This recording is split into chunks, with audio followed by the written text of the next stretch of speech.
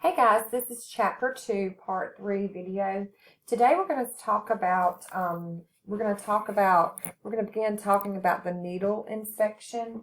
One thing that we need to always remember when we are working with patients and we are fixing to draw blood is we need to make sure that we are inspecting the equipment that we use. One big thing is needle inspection. We need to make sure that that needle has a bevel and it's not broken or damaged, because as you all are aware, that slanted end, that bevel on the end of that needle, it provides for a more comfortable stick. So if that bevel is damaged or if it's mashed flat or broken, then the stick could be really painful to the patient, and it could interfere with the collection of the blood. And so just always make sure that we are inspecting the needle. Safety tips that we're going to go over, and again, I think I've already said this, but never recap the needle after the shield has been removed. So we have a safety device on these needles, and they're one-handed safety devices. You don't use two hands, so you just engage your safety device, but you never recap a needle. There are different types of safety needles. We have shields that'll flip over and cover the needle. We have a blunting device, and then we have a retracting device that you'll need to be familiar with. As we scroll down, you can see this is a safety guide. This is a type of shield. You push this shield along the cannula with your thumb, and this encloses the needle tip. So if you look right here, you push this with your thumb, and then it sticks up. It comes up over this needle, and it covers that needle tip. These are available for the evacuated tube system as well. This is the BD VACUTAINER ECLIPSE needle. So this pink part right here, it just folds back. So when you're done, when you're actually sticking the patient, this part is flipped over backwards, so it kind of lays down. You stick the patient, and when you're done, you're able to take your thumb and flip it forward, and it covers that needle, and it locks that needle in that manner. So that's kind of what you're seeing here as it is engaged. This is the VENIPUNCTURE Needle Pro. This is another type. So this orange piece right here, it stays flat. You stick the patient, and when you're done, you're able just to flip it over, and they're actually using the table. They're using the surface to push this down, so your fingers never get close. You use that hard surface, and then it pushes it up over the needle. So once it's up over the needle, this is what it actually looks like. And I think this is another similar device as well. So just be familiar with your different needles and your different safety devices. Blunting needles, principle and procedure.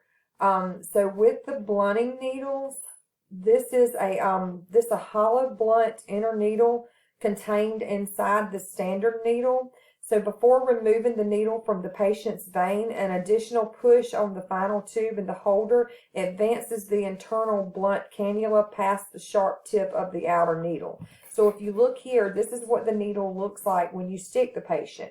And then once you're done getting the blood, before this ever leaves the patient's skin, this device is activated, and it pulls up past this the sharp part, and it makes a blunt end, which would protect you from getting stuck as well. And then you can see here, this is the blunting needle. Hold on, let me move this. I'm going to adjust my screen. Give me just a second. It's aggravating me. Okay, so this is the blunting needle. So you can see after it's activated, past that bevel right there, this tip kind of sticks out, and it just covers that point, so you're not getting stuck. All right, we have different types of needle holders, so you can take a peek at the different needle holders. Holder description. So if you want to take a look here, we have a needle. This is the needle. This is the tube advancement mark. So when we're putting this tube in, it has to be pushed up to this advancement mark. This is the rubber sheath, and remember that rubber sheath, when you push this tube up on that needle, this rubber sheath kind of, when you take the tube out, this rubber sheath acts as a protectant, and it doesn't let blood splatter everywhere. And this is the actual holder. Holder procedure, you're going to advance the tube, you're going to remove the tube, and then you'll lose that vacuum. So you want to make sure that when you get the holder attached to the needle, you stick the patient, you put the tube in, you want to make sure that that tube is secured tightly in there while the blood is coming in, because if that tube slips and it pulls out, then it's going to suck air. So you don't want to prematurely pull that tube out. We have different types of holders. Again, we have the BD1 use holder, the VENIPUNCTURE Needle Pro, the VANISHPOINT. This VANISHPOINT tube holder, when we're talking about the VANISHPOINT tube holder, this VANISHPOINT tube holder automatically retracts the needle by securely closing the cap after last tube has been removed while the needle is still in the patient's vein. And then when we talk about the VENIPUNCTURE Needle Pro, it uses a plastic shield attached by a hinge to the end of the evacuated tube holder. The shield hangs full during the venipuncture. When engaged against a hard surface, the needle encapsulates by a shield. So when we're done with this, we're going to discard this entire device. And then the ProGuard 2 safety needle holder uses a one-handed method to manually retract the needle into the holder, and hinge cover locks in place, and it slips back over that stopper and prevents that puncturing. All right. So just to kind of scroll through and let you guys see.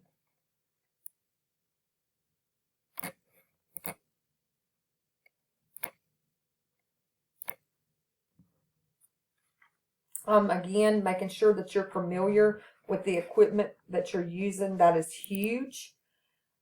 Different facilities use different equipment, so we just need to make sure that you are familiar with what is being used wherever you are working.